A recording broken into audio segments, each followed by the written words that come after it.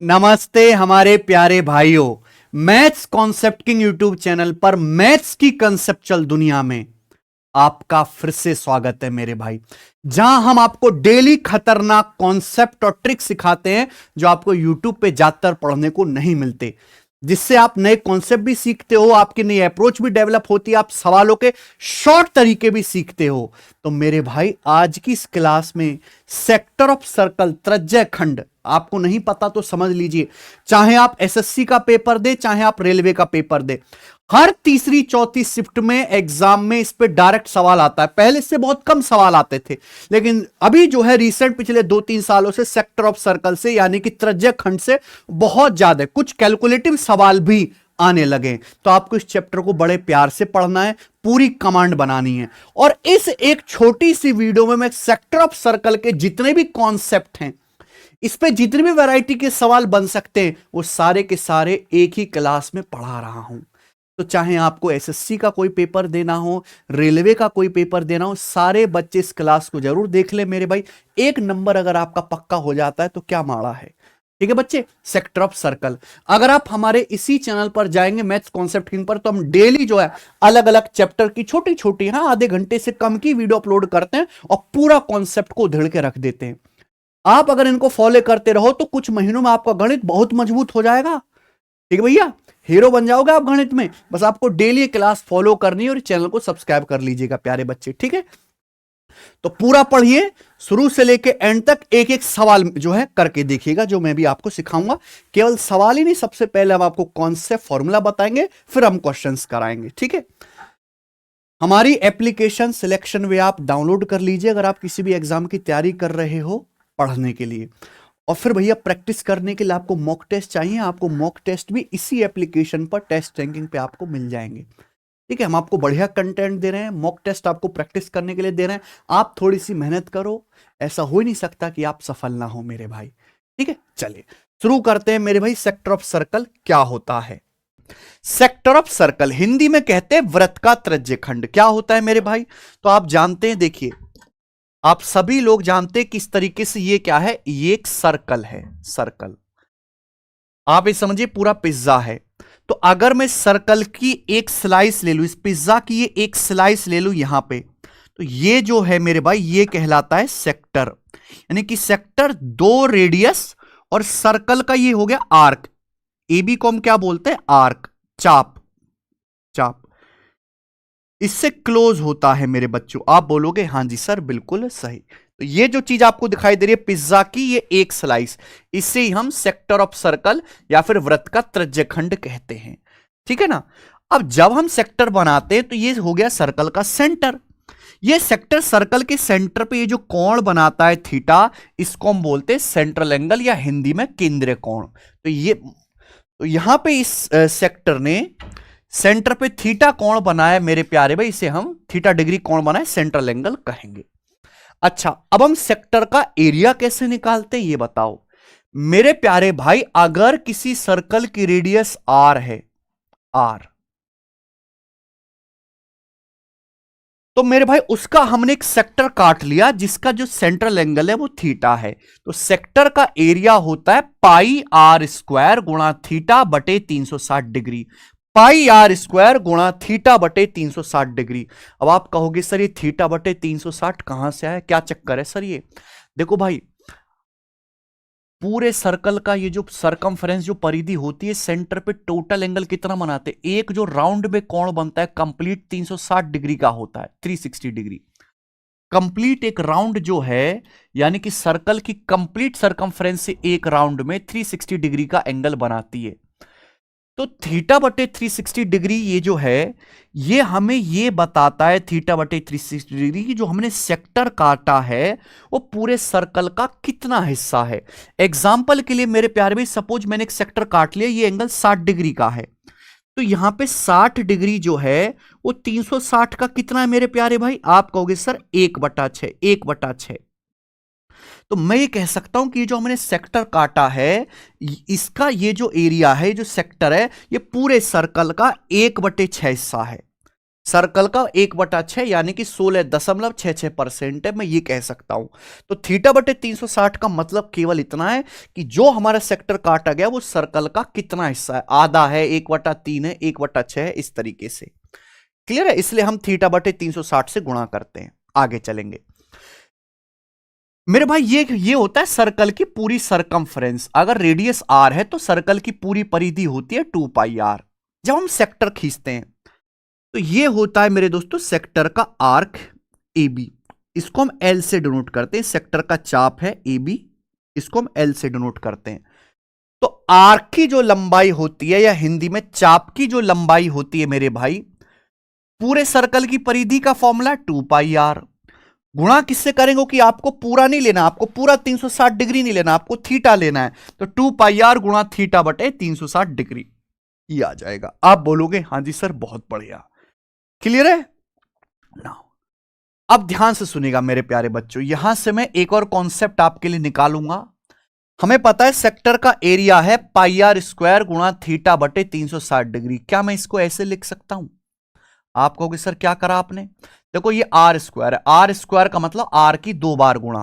तो देखिए मैंने r की 2 बार गुणा कर ली, r गुणा r मैंने अलग अलग लिख लिया। क्या कोई दिक्कत है इसमें? आप बोलोगे नहीं सर कोई दिक्कत नहीं है। πr² को आपने πr गुणा r लिख लिया, ये थीटा बटे 360 डिग्री है ही। अब मैं यहां 2 से गुणा, मैं यहां ऊपर 2 से गुणा और नीचे 2 से भाग कर देता हूं। क्या मैंने कोई गलती की? नहीं। आप कहोगे सर ऐसा आप क्यों कर रहे हो? क्योंकि बच्चों मैं आपसे पूछूं ये क्या बन गया? 2πr गुणा थीटा बटे 360 डिग्री। बताओ बच्चों ये क्या बन गया? तो आप कहोगे सर ये सेक्टर का जो ये आर्क है ना, ये जो चाप है, इसकी लंबाई बन गई l। 2πr गुणा थीटा बटे 360 डिग्री क्या हो गया? l हो गया। यानी कि सेक्टर के एरिया का एक और फॉर्मूला होता है 1/2 l गुणा r, 1/2 l गुणा r। यानी कि अगर आपको सेंट्रल एंगल नहीं भी पता है, केंद्र कोण नहीं भी पता है, अगर आपको इस चाप की लंबाई पता है l, आपको इस सेक्टर की या सर्कल की रेडियस पता है r, तो सेक्टर का एरिया निकाल सकते हैं डायरेक्ट 1/2 l गुणा r, 1/2 l गुणा r। समझ में आया? आप बोलोगे सर मजा आया, very good sir, Oscar goes to you. Now sector का पेरीमीटर। देखो पेरीमीटर का मतलब ही होता है परिमाप, चारों ओर की माप। जब मैं कहता हूं सेक्टर का पेरीमीटर तो चारों ओर की लेंथ को ऐड करना है। ये हमारा सेक्टर है, यहां से शुरू हो रहा है मेरे भाई। तो आप पहले सेक्टर की ये रेडियस देखो, फिर एल आर्क देखो, फिर ये रेडियस देखो, सबको जोड़ो तो r प्लस r 2r हो जाएगा और ये आर्क की लंबाई l है। तो सेक्टर का पेरीमीटर l प्लस 2r होता है, l plus 2r, r plus r 2r और ये plus l, l plus 2r। This is the perimeter of sector. आप बोलोगे सर बहुत बहुत बहुत आनंद आया समझ के कॉन्सेप्ट, ठीक है ना। अब देखिए एक बात और समझते हैं मेरे भाई, रेडियन डिग्री। देखो हम एंगल को डिग्री में नापते हैं, रेडियन में भी नापते हैं। आपको पता होना चाहिए कि पाई रेडियन जो होता है वो 180 डिग्री के बराबर होता है। पाई रेडियन 180 डिग्री के बराबर, डिग्री में कहेंगे तो 180 डिग्री। पाई ये रेडियन है बेटा, ये 22/7 वाला पाई नहीं है केवल, ये है पाई का मतलब 22/7। ऊपर ये जो साइन लगा है इसे रेडियन का साइन कहते हैं। 22/7 रेडियन की जो वैल्यू होती है वो 180 डिग्री के बराबर होती है। अगर आप यहां से 1 रेडियन की वैल्यू निकालोगे ना डिग्री में, तो लगभग लगभग 57 डिग्री के आसपास आएगा, लगभग 57 डिग्री के आसपास लगभग। समझ में आए प्यारे बच्चों? ओके, तो पाई रेडियन बराबर 180 डिग्री। अगर मैं 1 डिग्री की वैल्यू निकालता हूं, 1 डिग्री, तो 180 इधर चला जाएगा, 180 बटे में चला जाएगा, तो पाई बटे 180 रेडियन। तो यानी कि 1 डिग्री बराबर होता है पाई बटे 180 रेडियन। तो बच्चों अगर हमें किसी भी डिग्री को रेडियन में बदलना है तो आप आसानी से बदल सकते हैं, पाई बटे 180 से गुणा कर दो। जैसे मैं आपसे पूछूं 60 डिग्री की वैल्यू क्या होगी रेडियन में, तो 60 डिग्री बराबर है 60 गुणा पाई बटे 180 से गुणा कर देंगे, क्योंकि 1 डिग्री बराबर पाई बटे 180 रेडियन। तो पाई बटे 180 से गुणा कर देंगे, 60 से 180 3 बार कट जाएगा, तो 60 डिग्री का मतलब पाई बटे 3 रेडियन। ऐसे ही हम आपसे कहें 75 डिग्री की क्या होगी रेडियन में वैल्यू, तो 75 को पाई बटे 180 से गुणा कर देंगे।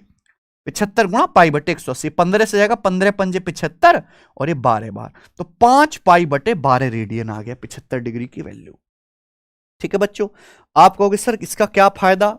देखो भाई, हमने आपको यह बताया है कि अगर किसी सेक्टर की रेडियस आर है और उसका केंद्रीय कोण थीटा है, तो जो चाप की लंबाई होगी वो होगी 2 पाई आर गुणा theta by 360 degree, 2 pi r गुणा थीटा बाई 360 डिग्री। अब आप गौर से देखो, यहां थीटा किस में बेटा? डिग्री में लिखा जा रहा है, थीटा डिग्रीज में है।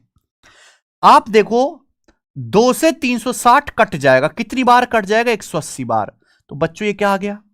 तो एल बराबर आ गया आर, पाई को मैं यहां लिख लेता हूं थीटा के साथ, एल बराबर आ गया पाई आर गुणा थीटा बटे 180 डिग्री आ गया। पाई को मैंने थीटा के साथ लिख लिया, तो एल बराबर आ गया आर गुणा पाई थीटा बटे 180 डिग्री, पाई थीटा बटे 180 डिग्री। क्लियर? आप बोलोगे सर कोई दिक्कत नहीं। अब हमें यह बात बताओ मेरे प्यारे भाई, ये क्या है? What is this? What is this? ये क्या है? क्या है बच्चों ये? तो आप कहोगे सर क्या ये थीटा? अगर थीटा डिग्री में है और मुझे रेडियन में बदलना है, तो मैं रेडियन में बदलने के लिए क्या करूंगा? पाई बटे 180 से गुणा करूंगा, यानी कि ये थीटा की वैल्यू आ गई रेडियन में। तो ये पाई थीटा बटे 180 डिग्री, ये थीटा की रेडियन में वैल्यू है, रेडियन में।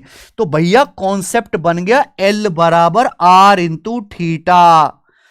ठीक है भाई, एल बराबर आर इंटू थीटा, यानी कि ये बहुत पॉपुलर कॉन्सेप्ट है कि सेक्टर का जो आर्क होता है ना मेरे प्यारे भी, जो चाप की लंबाई होती है वो होता है रेडियस, यानी कि त्रिज्या गुणा एंगल गुणा सेंट्रल एंगल, गुणा सेंट्रल एंगल मेरे प्यारे भाई। लेकिन यहां बच्चे ये ध्यान रखना कि जो एंगल है वो रेडियन में लिखा जाएगा, एंगल जो है वो रेडियन में लिखा जाएगा। ठीक है भाई, अगर मुझे एंगल निकालना है तो थीटा की जो वैल्यू होगी वो एल बटे आर आ जाएगी डायरेक्ट, थीटा की वैल्यू रेडियन में एल बटे आर। समझ में आया? आप बोलोगे जी सर समझ में आया है। तो ये सारे इंपॉर्टेंट कॉन्सेप्ट है, मैंने आपको बता दिए। ठीक है जी, ओके। तो अब इस पे सवाल शुरू कर, आ जाइए। सवाल हो गया? अभी पहला क्वेश्चन लेंगे, सारे क्वेश्चन मैं प्रीवियस कराऊंगा, कोई भी नया सवाल नहीं है। If the sectorial angle, sectorial मतलब centre angle, with radius 9.6 unit is 75 degree, what is the length of arc? बेटा कोई डायग्राम वगैरह बनाने की जरूरत नहीं है, आपको एक सेक्टर की रेडियस दी है और सेंट्रल एंगल दिया है, तो आपसे पूछा चाप की लंबाई और आंसर पाई की टर्म में। क्या दिक्कत है? 2 पाई आर, आर मतलब 9.6 into theta by 360 degree, theta मतलब 75 बटे 360 डिग्री। आप बोलोगे हां जी सर बिल्कुल सही। तो ये जाएगा भाई 15 से, 15 पंजे 75, 15 दूनी 30 और ये 15 चौका 60। क्लियर है? 24 से चला जाएगा 0.4, 24 चौका 96, तो 5 की 0.4 में गुणा होगी 2, 2 दूनी 4 पाई, 4 पाई। तो आर्क की जो लंबाई है, चाप की जो लंबाई है वो बी ऑप्शन आ जाएगा 4 पाई। कितना टाइम लगेगा करने में? बिल्कुल भी समय नहीं लगेगा। लेटेस्ट सीजीएल के पेपर में सवाल आया था, तो इसके सवाल ज्यादातर फॉर्मूला बेस्ड ही हैं, लॉजिक तो आपको थोड़ा ही लगाना है। सवाल में ये देखिए बच्चों, एक सेक्टर का सेंट्रल एंगल 80 डिग्री का है, थीटा 80 डिग्री है। Central angle of sector is 80 degree, whose length, यानी कि चाप की लंबाई दी है आपको 96 पाई, आपसे पूछा है सर्कल की रेडियस, तो उल्टा सवाल हो गया। यहां आपको आर्क की लंबाई दी है 96 पाई। एल बराबर क्या होता है बच्चों? 2 पाई आर गुणा theta by 360 degree into theta, यहां पे 80 दे रखा है, 80 बटे 360। क्या पाई नहीं, पाई से पाई नहीं काट सकते? बिल्कुल काट सकते हैं। सॉल्व करना है मेरे भाई, तो 0 से 0 कट गया, फिर मेरे दोस्तों 4 से, 4 दूनी 8 और ये 4 नाम 36। क्लियर? देखो 2 दूनी 4, 4 से आपका 96 चला जाएगा 24 बार, 24 चौका 96, 24 की 9 में गुणा करेंगे, 24 निम्मा 216, तो 216 मेरे दोस्तों यहां पे रेडियस आ गई, ये रहा डी ऑप्शन 216 यूनिट। बताओ यार कितने हल्के हल्के सवाल आ रहे हैं। नहीं अभी रुकना, ऐसा नहीं कि आप इन हल्के सवालों को देख के चले जाओ, अभी आप देखना बहुत तगड़े तगड़े सवाल आएंगे, इसमें लेवल बढ़ेगा अभी बच्चे। ठीक है, सीजल प्री का एक सर्कल में एक आर्क सेंटर पर 84 डिग्री का कोण अंतरित करता है। चाप की लंबाई 22 है, तो वृत्त की त्रिज्या क्या है? चाप की लंबाई 22 है। देखो भाई सेम ही क्वेश्चन है। आर्क की लंबाई यहां पे 22 दी है, तो आपको पाई की वैल्यू रख लेनी चाहिए। चाप की लंबाई का फॉर्मूला क्या है? 2 पाई आर। पाई का मतलब 22/7 r into theta by 360 degree. Theta यहां पर 84 है बच्चों, 84/360 डिग्री। 22 से 22 खटा कट गया, 7 से 84 आपका 12 बार कट गया बेटा, और 12 दूनी 24 से मेरे दोस्तों 15 बार कट जाएगा। तो यहां से रेडियस कितनी आ जाएगी? 15, 15, और 15 इस सवाल का आंसर होना चाहिए था। ऑप्शन नंबर यहां से डी करेक्ट है। वैसे भी ये 19, 17, 13 तीनों सड़े हुए प्राइम नंबर है, और इस कैलकुलेशन में 19, 17, 13 का कोई जिक्र नहीं है, तो ये ऑप्शन तो देखते ही हट जाएंगे, ये पॉसिबल ही नहीं है। आइए सवाल नंबर है आपके सामने 4, प्री के पेपर का सवाल है।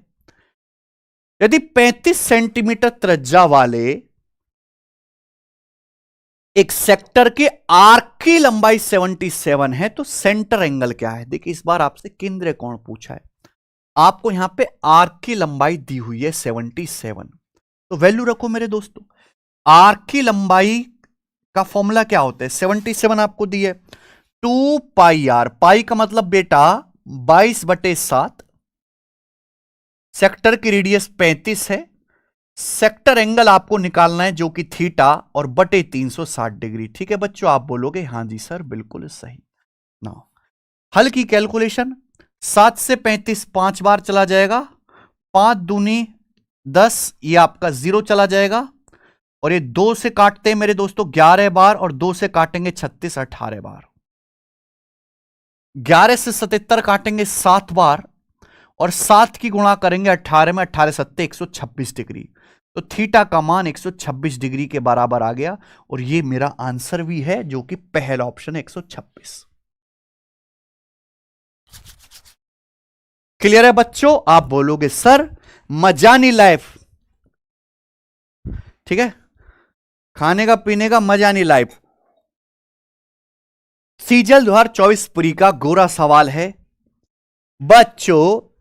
एक सर्कुलर चाप है जिसकी त्रिज्या 12 है, एक सर्कुलर आर्क है, रेडियस 12 है अच्छा, सेंटर पर 30 डिग्री का कोण बनाता है। तो एक आर्क सेंटर पे 30 डिग्री का कोण बनाता है, आपका सेंट्रल एंगल है थीटा। बने हुए सेक्टर का परिमाप बताओ। अच्छा जी, सेक्टर का पेरीमीटर आपको बताना है। पेरीमीटर के लिए मैंने आपको कॉन्सेप्ट सिखाई दिया, L+2R। यह आ गया कॉन्सेप्ट, क्लियर है? कोई डायग्राम की जरूरत नहीं है। रेडियस आपको दी है, केवल आपको आर्क की लंबाई निकालनी है। अब देखो यहां पे वैल्यू तो पुट करनी पड़ेगी, 2 पाई। पाई को यहां पे एग्जामिनर कह रहा है 3.14 उपयोग कीजिए। कितना दयालु एग्जामिनर है, पाई को 3.14 लेना है। 2 पाई आर, रेडियस यहां पे 12 है, 12 इंटू थीटा बाई 360। थीटा यहां पे 30 डिग्री है। अब दिमाग में कर लो ना बेटा, या मत करो नहीं हो रहा तो 30 डिग्री बटे 360 डिग्री आ जाएगा। ये तो हो गया मेरे भाई आर्क की लंबाई, प्लस रेडियस बच्चों यहां पे 12 है, 12 दूनी 24। ये सेक्टर का पेरीमीटर आ गया। 360 से 360 खटा कट गया, 2 की 3.4 में गुणा 6.28, 24 में 6.28 जोड़ूंगा तो 30.28, 24 36 30.28 आंसर आ गया, 30.28 सेंटीमीटर। क्लियर है? बी ऑप्शन इस सवाल का आंसर है। खत्म। बताइए बच्चों, अब ये भी ना करोगे तो क्या करोगे भाई, तुम क्या करोगे ये बताइए। एक सर्कुलर चाप त्रिज्या 14, सेंटर पर 45 डिग्री कोण बनाता, त्रिज्या खंड का परिमाप। सेम क्वेश्चन है, एक सवाल मैंने आपको ऐसा करा दिया, होमवर्क है, मुझे करके दिखाओ बेटा। अभी के अभी आप इसको अपनी कॉपी में सॉल्व करो या दिमाग में करो, लेकिन मुझे कमेंट में आंसर चाहिए। भाई हम इतनी मेहनत कर रहे हैं, हमें तो पता चलना चाहिए आप क्या पढ़ रहे हो, है कि हम खुद को ही पढ़ाए जा रहे हैं। अच्छा जी, अब आगे आएंगे 7वां। 60 डिग्री का एक सेक्टर एक सर्कल से काटा जाता है। सेक्टर का एरिया 18 सही 6/7 है। सेक्टर का एरिया रेडियस बताओ, वृत्त की त्रिज्या क्या है। बहुत बढ़िया, कौन करेगा भाई मेरे। तो हमने एक सेक्टर जिसका सेंट्रल एंगल 60 डिग्री है वो काट लिया भैया सर्कल से, पिज्जा की स्लाइस काट ली। सेक्टर का आपको एरिया दिया है, आपसे पूछिए त्रिज्या। तो आप जानते सेक्टर का एरिया पाई आर स्क्वायर, पाई का मतलब 22/7 आर स्क्वायर गुणा थीटा बाई 360 डिग्री। अब थीटा बाई 360 डिग्री देखो, मैं सीधा आप दिमाग में लिखा करो कि आप 60 डिग्री बटे 360 डिग्री दिमाग में नहीं कर सकते, 1/6। और ये आपको कितना दिया मेरे भाई, 18 सही 6/7। तो 18 7 126 और 6 132/7 आ गया ना, ये 132/7 सेंटीमीटर स्क्वायर आ जाएगा। 18 7 126 है भाई, और 6 132। क्या कट रहा है देखो, 7 से 7 कट रहा है, और भी कटेगा 22 छिक्का 132 यानी कि 6 भी कट गया। अब 6 बार तो आर स्क्वायर बराबर आ गया 6 गुणा 6 36, तो रेडियस यहां पे 6 आ गई। तो यार ये भी बड़ा आसान सवाल निकला। 6 सवाल का आंसर है पहला ऑप्शन करेक्ट है बच्चों। आप बोलोगे सर हम ऐसे टुच्चे सवालों कर लेंगे, कुछ तगड़ा फेंको। तगड़ा भी फेंकूंगा भाई, तो क्यों परेशान करता है, तगड़ा भी आएगा। 44 सेंटीमीटर का चाप लंबाई वाला एक ऐसे त्रिज्यखंड का क्षेत्रफल ज्ञात करे जो 30 डिग्री का कोण बनाता है। बहुत बढ़िया मेरे भाई, कौन करेगा जिस सवाल को। Find the area of sector with an arc length of 44 which subtends A central angle of 30 degree. अगर एक आर्क की लंबाई 44 है, सेक्टर का एरिया बताए जो 30 डिग्री कोण बनाता है। देखो आप इस सवाल को ऑप्शन से भी कर सकते हो। चाप की लंबाई 44 सेंटीमीटर दी है, आपको सेंट्रल एंगल 30 डिग्री का दिया है, थीटा आपको दिया है 30 डिग्री का मेरे भाई। जो भी देखो आपको सेक्टर का एरिया निकालना है, तो सेक्टर का एरिया क्या होता है, अगर आपको आर्क की लंबाई दी है तो सेक्टर का एरिया निकल जाएगा हाफ 1/2 L गुणा आर। यही ये कॉन्सेप्ट आप बोलोगे हाँ सर। अब यहां पे आर्क की लंबाई 44 है, आर्क की लंबाई 44 है गुणा रेडियस आर। जैसी रेडियस पता लगेगी सवाल सॉल्व हो जाएगा, एरिया निकल जाएगा। सेक्टर का एरिया 1/2 L गुणा आर होता है। 44 में आता है बेटा 11, तो जो भी आंसर आएगा 11 से कटने वाला आएगा। 11 का नियम, ऑड प्लेसेस और इवन प्लेसेस के डिजिट को ऐड कर लो, उनका डिफरेंस या तो 0 होना चाहिए या 11 का मल्टीपल। 8 और 1 9 और 8 4 12, 9 12 का डिफरेंस 3 है, 11 से नहीं कटता। 1 4 5 और 16 का डिफरेंस 11 है, 5 16 का डिफरेंस 11, 11 से कटता है। ये भी 11 से कटता है। 8 और 1 9 8 4 12, ये भी 11 से नहीं कटता। तो भाई मैं 2 ऑप्शन में तो फंस गया, सी ऑप्शन में और बी ऑप्शन में। ठीक है जी, 2 ऑप्शन में हम फंस गए। तो हमें करना चाहिए फिर ये सवाल सॉल्व, करना तो पड़ेगा। अभी मैं आपको एक टेक्निक और बताऊंगा, पहले यहां पर रेडियस निकालो। अगर आपको चाप की लंबाई दी है 44, तो आप मुझे बताओ सेक्टर का आर्क क्या होता है। आर्क की लंबाई L बराबर 2 पाई आर, पाई का मतलब 22/7, रेडियस आपको पता नहीं है, इंटू थीटा बाई 360। थीटा का मतलब 30 डिग्री, 30/360। 30 डिग्री को 360 से भाग देंगे 1/12। 22 दूनी 44 से 44 कट जाएगा, तो रेडियस आएगा 12 7 84, 84। रेडियस 84 आएगी मेरे भाई। क्लियर है, 84। एक बार बताऊं, जब हम सेक्टर का आर्क निकालते हैं, आर्क, तो ये आर्क का फॉर्मूला होता है 2 पाई आर गुणा थीटा बाई 360 डिग्री, ही होता है मेरे भाई। ये इंटीजर तभी आएगा, ये आर्क जो है इंटीजर तभी आएगा, चाप की लंबाई, जब नीचे का ये 7 कटेगा। जब नीचे का ये 7 कटेगा यानी कि रेडियस जो भी होगी ना, ये 7 का मल्टीपल होगी। रेडियस जो भी होगी ना ऐसी होगी जो 7 से कटती हो, 7 से कटती हो। या तो एंगल 7 से कटे, एंगल तो 7 से कट नहीं रहा, लेकिन रेडियस 7 का मल्टीपल होगी। तो आप यहां से बिना देखी समझ सकते थे, ये बिना करे कि जो भी रेडियस आएगी वो 7 का मल्टीपल आएगी, 84। तो अब आप ये भी चेक कर सकते हो, 11 के बाद ये भी चेक कर सकते हो कि जो भी आंसर आने वाला है बेटा, वो 11 का भी मल्टीपल होगा, 7 का भी मल्टीपल होगा। ठीक है ना। अब 2 से जाएगा 42 बार, हम यहां पे देख सकते हैं इकाई का अंक 4 दूनी 8, यूनिट डिजिट 8 आएगा, यानी कि ये आंसर है सी। सी आंसर है, ये आंसर नहीं हो पाएगा, 1584 नहीं हो पाएगा।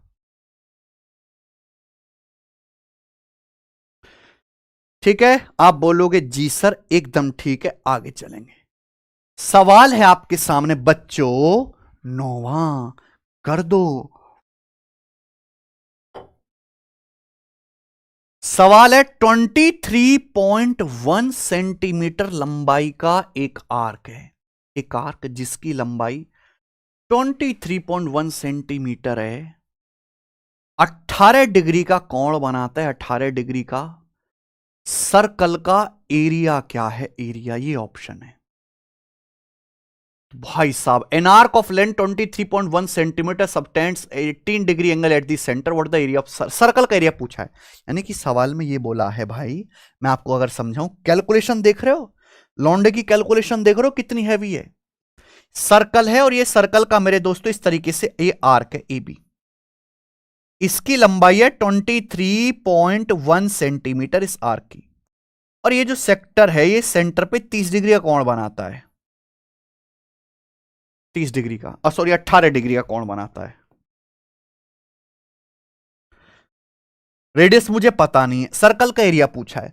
तो पहली बात तो हमें यहां से सर्कल का एरिया निकालने के लिए रेडियस पता करनी पड़ेगी, रेडियस में निकाल लूंगा फॉर्मूला लगा के। भाई आर्क की लंबाई का फॉर्मूला लगा के पहले मैं रेडियस निकालूंगा, एल बराबर 2 पाई आर गुणा थीटा बटे 360 डिग्री। फिर मैं दोबारा से सर्कल का एरिया फॉर्मूला लगाऊंगा 22 बटे 7 आर स्क्वायर। मेरे भाई मुझे ये पता है कि आंसर दुनिया में कुछ भी हो जाए, 22 का मल्टीपल 22 में 11 आता है, 11 से कटने वाला होगा। तो मैं इस सवाल को सॉल्व नहीं करूंगा भाई, इतनी कैलकुलेशन कौन करे, मैं नहीं करूंगा। मैं यहां से 11 का मल्टीपल देखूंगा, क्या ये नंबर 11 से कटता है, 1 9 10 10 8 18, क्लियर है, 18 हो गया, और 6 7 13 5 18, ये मेरे दोस्तों, यानी कि ये नंबर 11 से कटता है। 1 9 10 और 8 18, 6 7 13 5 18, 18 18 का डिफरेंस 0, 11 से कट रहा है। क्या ये नंबर 11 से कट रहा है भाई, ये अब नहीं कट पाएगा। 1 9 10 8 18 और ये 6 8 14 5 19, 18 19 का डिफरेंस 1 है भी। 1 8 9 और 8 17, 6 7 13 और 5 18, ये भी नहीं कट रहा मेरे दोस्तों 11 से।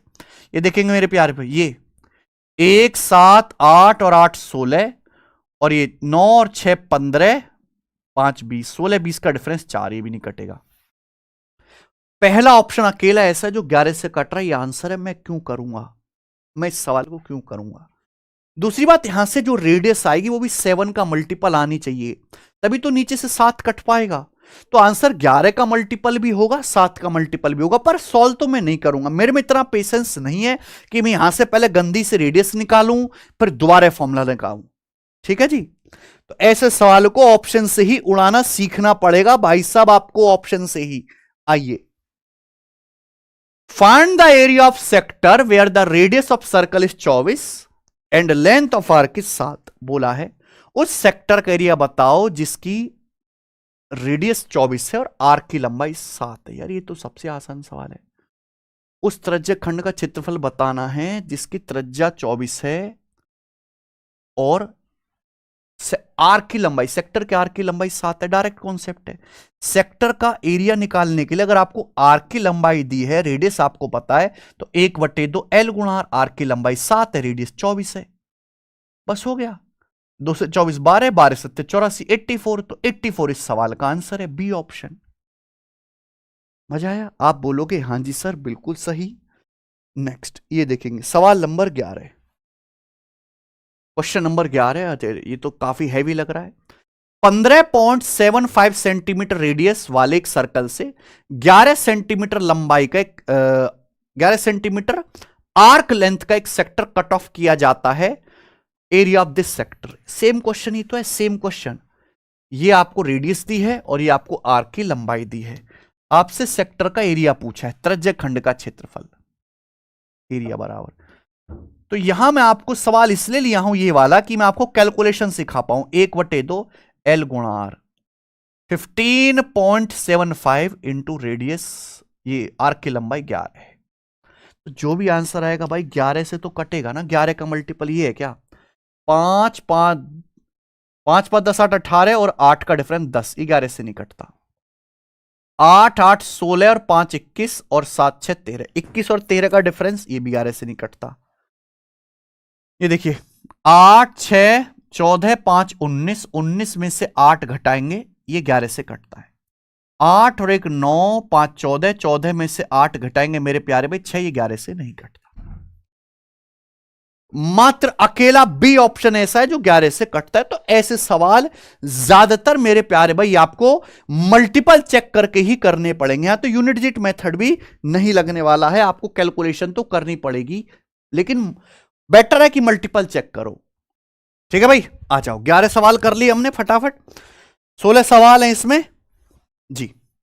सवाल है ये 12 प्री के पेपर का।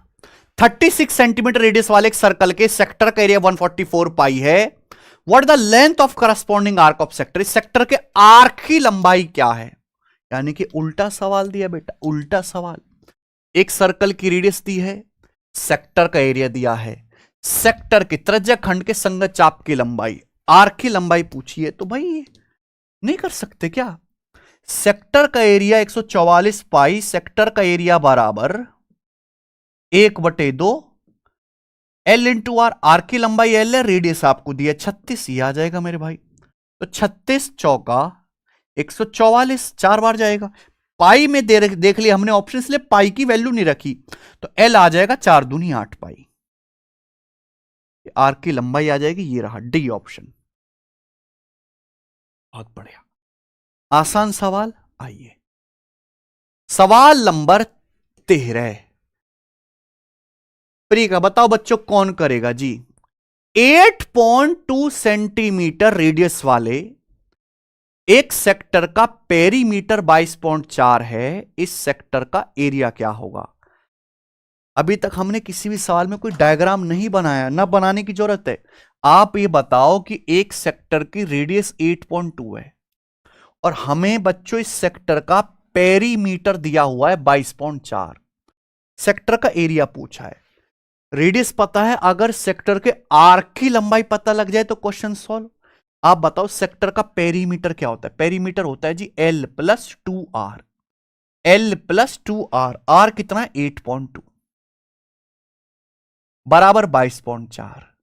क्या हम ठीक कर रहे हैं। आप बोलोगे हाँ जी सर। तो यहां से आर की लंबाई नहीं आ जाएगी मेरे भाई। 8 दूनी 16.4, 22.4 में से 16.4 घटाएंगे 6, तो आर्क की लंबाई तो डायरेक्ट 6 आ गई बेटा। चाप की लंबाई, आर्क की लंबाई 6 आ गई। आपसे पूछा है सेक्टर का एरिया, तो सेक्टर का एरिया होता है 1/2 L गुणा R। आर्क की लंबाई 6 है, रेडियस यहां पे 8.2 है। हो गया जी सॉल्व। 2 तिया 6 और ये आ जाएगा 24.6, 24.6 सेंटीमीटर स्क्वायर। ये सेक्टर का एरिया आ जाएगा 24.6 सेंटीमीटर स्क्वायर। ऑप्शन नंबर यहां से ए करेक्ट। ठीक है मेरे दोस्तों, मजा आया, क्लियर। तो बहुत ही बढ़िया सवाल है, और ये सवाल सीजल में तो आया ही आया है, ये सवाल सीडीएस के पेपर में भी आया था बच्चों। ठीक है चलो, और ये मैं जितने भी आपको कॉन्सेप्ट करवा रहा हूं, जितने भी वैरायटी ऑफ क्वेश्चंस हो रहे हैं, ये सारे के सारे टाइप हमारी कंसेप्चुअल बुक में है, मैथ्स कॉन्सेप्ट किंग। अगर आपके पास ये बुक नहीं है और आपके कॉन्सेप्ट बहुत वीक है, तो भाई साहब ये बुक आपको ऑर्डर कर लेनी चाहिए ऑनलाइन। बहुत सारे बच्चे से डेली कॉन्सेप्ट सीखते हैं रिवीजन के लिए और नए कॉन्सेप्ट सीखने के लिए। एग्जाम्पल के साथ बेस्ट कंसेप्चुअल किताब है भाई। और सबसे अच्छी बात यह कि इंग्लिश में भी है और हिंदी में भी है, और ये जो है डबल कलर है, बाइलिंगुअल बुक है। चलो सवाल नंबर 14 है। चलो देखिए, आखिर के 2-3 सवाल जो हैं ये थोड़े हाई लेवल के हैं। बोला है उस सेक्टर का एरिया बताओ जिसका पेरीमीटर 64/3 है और सेंट्रल एंगल 60 डिग्री का है। ये सवाल है, उस सेक्टर का एरिया बताइए मेरे भाई जिसका पेरीमीटर 64/3 है और सेंट्रल एंगल 60 डिग्री है। अब यहां पे पेरीमीटर क्या होता है भाई, सेक्टर का पेरीमीटर होता है L + 2R। आप बोलोगे हाँ जी सर, और ये पेरीमीटर आपको 64/3 सेंटीमीटर दिया हुआ है। अच्छा, लेंथ ऑफ आर क्या होता है 2πr, पाई का मतलब 22/7 2πr into theta by 360 degree. यहां पे जो सेंट्रल एंगल है भाई साहब 60 डिग्री है, तो आपको पहले ना रेडियस पता करनी पड़ेगी। 60 डिग्री को 360 डिग्री से भाग देंगे, 1/6 हो जाएगा ना, 1/6 प्लस 2r बराबर 64/3। क्या हमने सही किया भाई? सेक्टर का perimeter L plus 2r, length of arc क्या आ गया 2πr इंटू 60/360। अब हम यहां से क्या कर सकते हैं कि ये 2r जो है 2r, यहां भी ये 2r है, तो ये 2r कॉमन ले लेते हैं। तो ब्रैकेट में बचेगा क्या? आप ये देखो, ब्रैकेट में बचेगा 22 ये देखो 2 से कट गया 11 बार, और ये 2 से कट गया मेरे भाई 3 बार, ये बच गया जी 11/21, 7×21। आप बोलोगे हाँ सर बिल्कुल सही, +1 बराबर 64/3। क्या किसी बच्चे को कोई परेशानी? आप बोलोगे नहीं सर कोई भी परेशानी नहीं है, ठीक है ना। तो 2r गुणा 11/21 में +1 करेंगे तो दो ये आ जाएगा 32/21 हो गया भाई साहब, बराबर 64/3। यहां से रेडियस आ जाएगी ना, 32 दूनी 64 से 64 कट गया, 3 से 21 7 बार कट गया, तो यानी कि रेडियस आ गई 7, रेडियस 7 आ गई मेरे प्यारे बच्चों। आप बोलोगे हां जी सर बिल्कुल सही, ठीक है। तो ये आपको निकालना पड़ा मेरे भाई कैलकुलेट करके रेडियस, इसलिए ये सवाल अच्छा लेटेस्ट आया पेपर में। लेकिन आपसे रेडियस नहीं पूछी, आपसे पूछा सेक्टर का एरिया। अब सेक्टर के एरिया का जो फॉर्मूला है मेरे भाई वो होता है πr² गुणा थीटा बाई 360 डिग्री। ये सेक्टर के एरिया का फॉर्मूला है, समझ में आया। लेकिन भाई ये आपको लगाना नहीं चाहिए, आपको पता होना चाहिए कि अगर किसी सर्कल की रेडियस 7 है, तो सर्कल की रेडियस अगर 7 है तो डायरेक्ट उस सर्कल का एरिया यानी कि πr² जो आएगा, डायरेक्ट उस सर्कल का एरिया जो πr² आएगा वो 154 आएगा, 154। आप बोलोगे हां जी सर बिल्कुल सही आएगा। इंटू थीटा बाई 360, थीटा आपका 60 है, 60 डिग्री को 360 डिग्री से भाग करेंगे 1/6, ये आ गया भाई, नहीं कि 2 से काट लेंगे मेरे प्यार भी, 77/3, 77/3 सेंटीमीटर स्क्वायर सेक्टर का एरिया आ गया। तो πr² आपको डायरेक्ट याद होना चाहिए, अगर सर्कल की रेडियस 7 है तो उसका वैल्यू एरिया πr² के लिए 154 होती है मेरे भाई, तो ये आंसर है। आप ऑप्शन से भी देख सकते थे कि जो भी सेक्टर का एरिया है 11 का मल्टीपल आएगा, ये नंबर 11 से नहीं कटता, ये नहीं कटता 11 से, ये नहीं कटता, ये अकेला नंबर 11 से कटता, ये आंसर होना चाहिए। ये आपको कुछ भी करने की जरूरत नहीं थी अगर पेपर में आएगा तो सवाल, ठीक है ना भाई। तो अच्छा क्वेश्चन है, ये बताएंगे मेरे भाई। सवाल नंबर है आपके सामने 15, करो जल्दी से।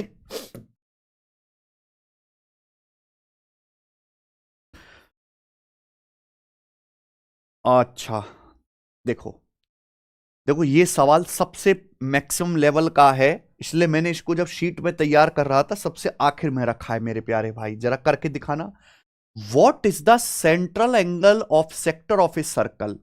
सर्कल का सेंट्रल एंगल क्या है? उस area and perimeter are 209 and 63, जिसका एरिया 209 है सेक्टर का और पेरीमीटर 63 सेंटीमीटर है। ये दिया गया है कि रेडियस जो है इसे नॉन नेगेटिव इंटीजर, रेडियस एक पूर्णांक है। साल में कहा है भाई साहब टेंशन मतलब रेडियस एक जो है इंटीजर है, नॉन नेगेटिव का मतलब पॉजिटिव, तो जाहिर सी बात है रेडियस तो पॉजिटिव ही होती है। तो इस सवाल में आपको एक सेक्टर का एरिया दिया हुआ है और उस सेक्टर का पेरीमीटर दिया हुआ है, आपसे पूछा है सेंट्रल एंगल। कोशिश करते हैं। तो मेरे भाई एक बात बताओ, सेक्टर का पेरीमीटर क्या होता है? सेक्टर का पेरीमीटर होता है L + 2R, जो कि आपको सवाल में 63 सेंटीमीटर दिया हुआ है, कोई प्रॉब्लम नहीं। सेक्टर का एरिया देखो, L क्या है? लेंथ ऑफ आर्क, R क्या है? रेडियस। सेक्टर का एरिया लेंथ ऑफ आर्क और रेडियस की टर्म में अगर किसी सेक्टर की किसी चाप के त्रिज्य खंड की किसी त्रिज्य खंड के चाप की लंबाई L है, रेडियस R है, तो एरिया होता है 1/2 L गुणा R, ये आ जाएगा 209। आप बोलोगे हां जी सर, यानी कि यहां से L × R जो आएगा ना मेरे भाई वो 209 का दुगुना आएगा, यानी कि 418। तो मेरे पास मेरे प्यारे भाई यहां पर L + 2R का मान आ चुका है, मेरे पास L × R का मान आ चुका है। मेरे पास दो इक्वेशन है और दो ही वेरिएबल है और सॉल्व करके आपको L और R की वैल्यू निकालनी है। दो रास्ते, या तो आप सॉल्व करो, सॉल्व करने के लिए आप क्या इस्तेमाल करोगे, एलजेब्रा। भाई आप ये समझो ए प्लस बी दिया हुआ है, ए गुणा बी दिया हुआ है, तो एलजेब्रा का इस्तेमाल करके आप ए माइनस बी का स्क्वायर का फॉर्मूला लगा के, ए माइनस बी के स्क्वायर का फॉर्मूला लगा के पहले आप ए माइनस बी यानी कि एल माइनस 2r निकालोगे, फिर आगे सॉल्व करोगे। तो एक तो हो गया एलजेब्रा वाला मेथड, दूसरा हिट एंड ट्रायल, कि आप यहां पे मेरे प्यारे भी कोशिश ही मत करो सॉल्व करने की, क्योंकि सवाल में बोल दिया कि रेडियस एक इंटीजर है, वो भी पॉजिटिव, तो यानी कि आप हिट एंड ट्रायल से सीधा वैल्यू गैस करने की कोशिश करो। अब सवाल में दिया कि एल गुणा आर 209 का दुगुना, 209 किससे कटता है बेटा, 11 से, तो 11 एकम 11, 11 गुणा 19 गुणा 2 है,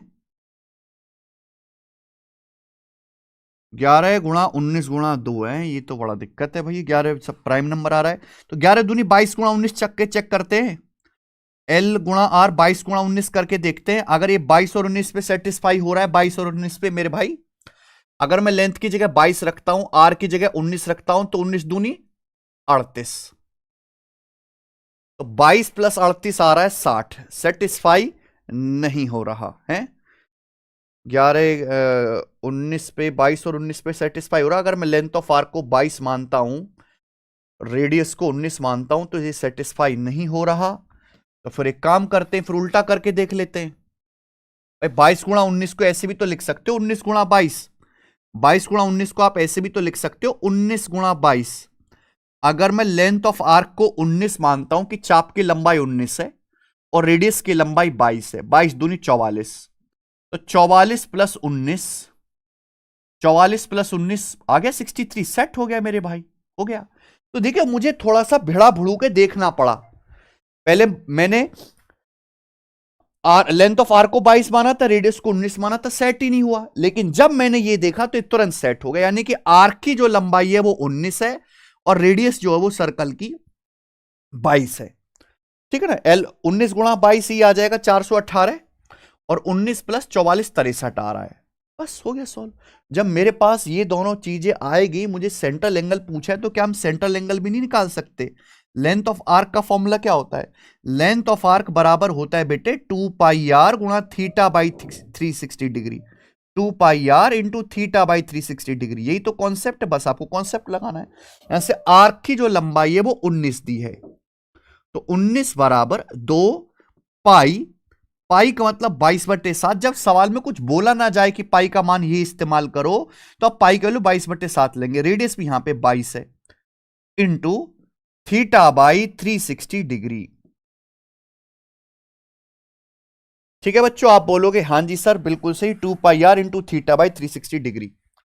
अब दो यहां भी है, दो यहां भी है, दो यहां भी है, 2 दूनी 4 दूनी 8, 8 से 360 काटेंगे 45 बार, ठीक है, 2 कट गया, 2 कट गया, 2 कट गया, तो 121 आ गया, 121,